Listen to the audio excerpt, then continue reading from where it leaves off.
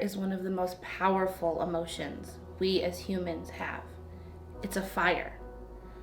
Fire is one of man's most awesome discoveries. It provides light and warmth. It has so many other uses in our lives. One use of fire that I want to zoom in on is its use in hay farming.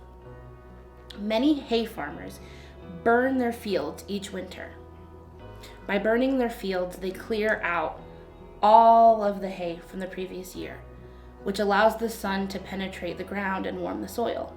Another benefit to burning their fields, it allows the ash to provide nutrients for the soil for the crops for the next year. Anger in our life can have a similar effect. Anger is a driving emotion. It pushes us to action, and that push is a very good thing. That push of anger allows God to penetrate our lives and warm our soil, and provides nutrients for our lives and things that we need. Things like a personal relationship with Jesus, authentic community, and to know ourselves. As a Christian, we sometimes shy away from anger, and we have this idea that a faithful Christian is never angry. But in reality, Jesus himself experienced anger. We can see this most notably in the cleansing of the temple. When Jesus confronted those who were turning the temple into a market, he wasn't doing that because he had lost control. He was doing that out of love. Anger finds its most perfect foundation in love. When God the Father in the Old Testament shows his wrath, he does so out of a deep and perfect love for humanity. When we experience anger, this is the same question that we need to ask ourselves. Where is the foundation of this anger? Is it coming from love, or is it stemming from our pride? In terms of anger, pride is another driving force. When pride is what's driving our anger, we find ourselves losing control and spiraling into a state of constant rage. We need to constantly be aware that our anger needs to be controlled. Romans 12:21 says, "Do not be conquered by evil, but conquer evil with good." If we replace the word evil with the word anger, we can see very clearly the purpose of anger in our lives. Do not be conquered by anger, but conquer anger with good. We cannot let ourselves be overtaken by anger. We have to control it and really know if it's coming from a good place or if it's coming from our own sin. There have been many times in my life where I have felt angry with God. Shortly after I got married, we found out we were expecting our daughter. My entire life I had dreamed of being a mom, but this was not how I had planned it. My husband and I were just starting our lives together. We were living in a one-bedroom apartment that we could barely afford. How was this the right time? I reconciled with the Lord and became very excited about my daughter. But as my pregnancy went on, there were more and more complications, which with each new thing, my anger built and built. How could God think that I could handle all of these things? Where was his love? Couldn't he make it all stop if he wanted to? When I went in for a routine checkup, I was told that I wouldn't be leaving the hospital until I had my daughter. At that moment, my anger with God exploded. I had given him my entire life. I had tried my best to follow him. And this is what I got. There couldn't be a God, and if there was no way that he loved me. I didn't want to have a baby right now.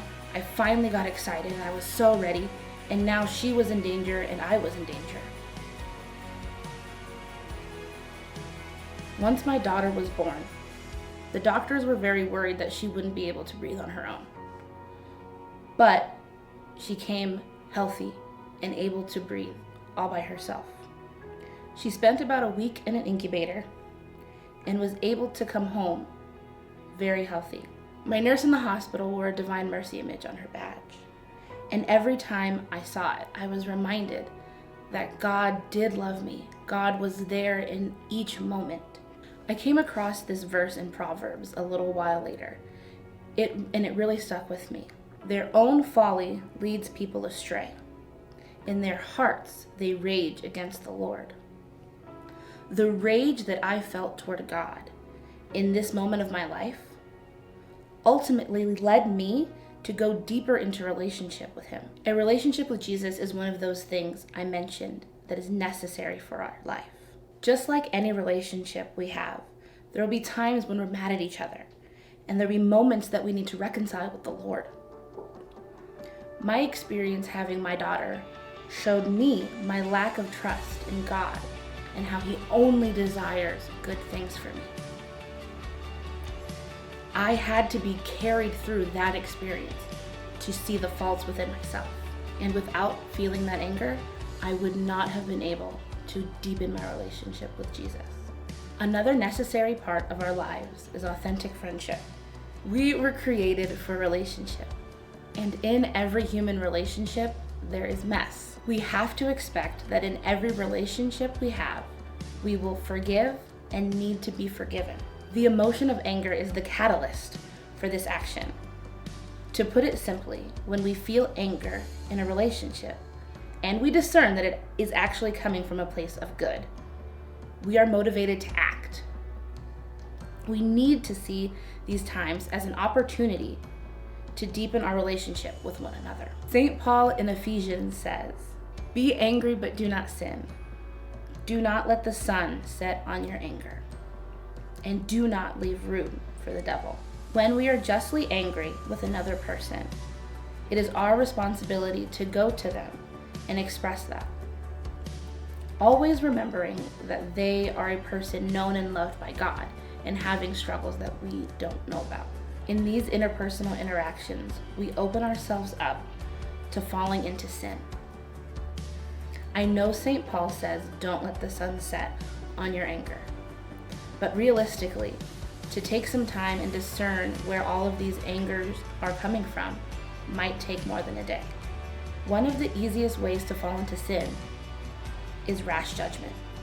We as humans often and very quickly decide what another person's motives and intentions are. This reality leads us to become unjustly angry. We also need to know if our anger is stemming from jealousy or envy, rather than a real hurt. All of that can't always be done in one day.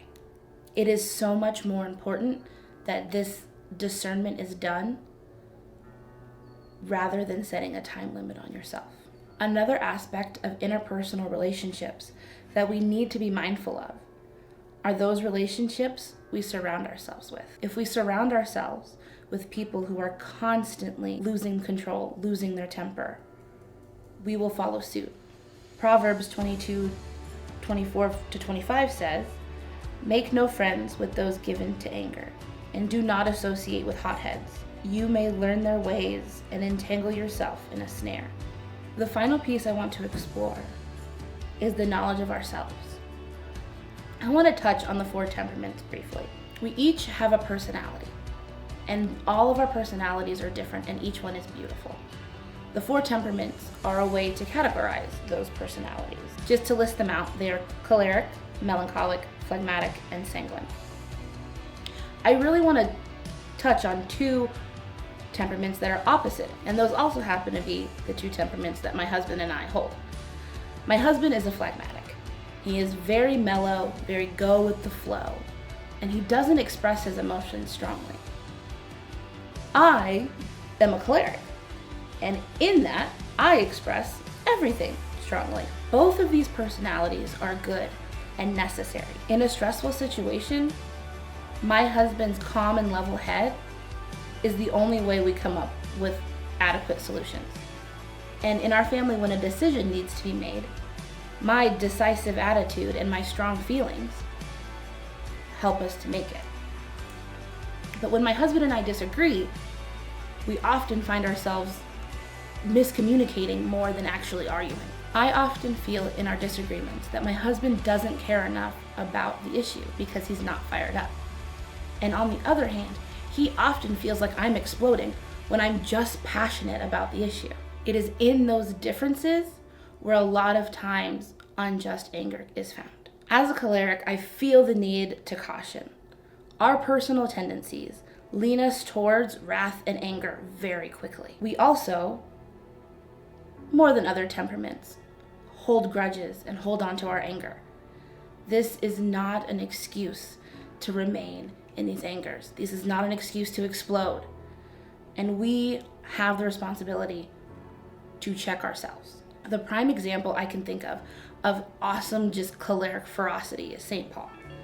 And we saw in the beginning of his life what unchecked anger can look like. When St. Paul was ruled by his anger and hatred for Christians, he hunted them down and it was killing them. But when we think about St. Paul after his conversion to Christ, we see how he utilized his anger and his passion and his fierce nature to make so many changes in the church. We are called to know ourselves, especially in anger. We can't approach a problem thinking that we are always right, just as we are called to forgive in interpersonal relationships.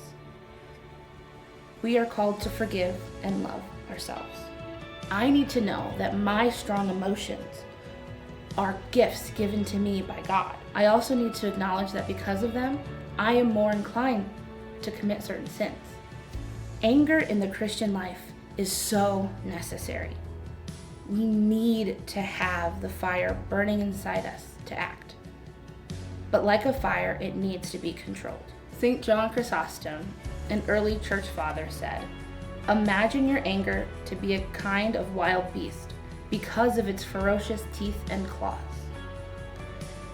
And if you don't tame it, it will devastate all things, even corrupting the soul." We need to do the work to really find the root of our anger. And if it doesn't come from a place of love, we need to pluck it out.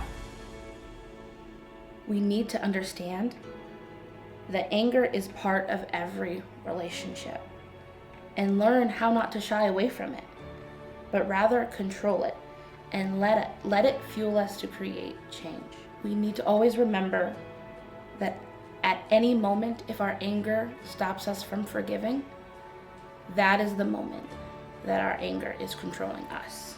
Jesus had every right to be angry on the cross, but in that moment, he chose to forgive. If listening to this has you thinking about someone in your life who you need to reconcile with, I encourage you to take some time in prayer and go have that conversation with that person sometime this week. Take some real prayer time to think about those times when you've lost control of your anger and ask God to shine a light on those things that he would like you to work on. Let's end it in prayer. In the name of the Father, the Son, and the Holy Spirit. Amen. Lord, thank you for creating me. Thank you for calling me as I am to you. Anger is an emotion that you gave us. So help guide us to use it more perfectly. Help us to forgive as you do. And give us the courage to reconcile with those in our lives we need to reconcile with. We know that anger is a strong emotion, but know that you are always stronger. Help us to cling to you in the midst of our anger. We ask this in your awesome name. Amen.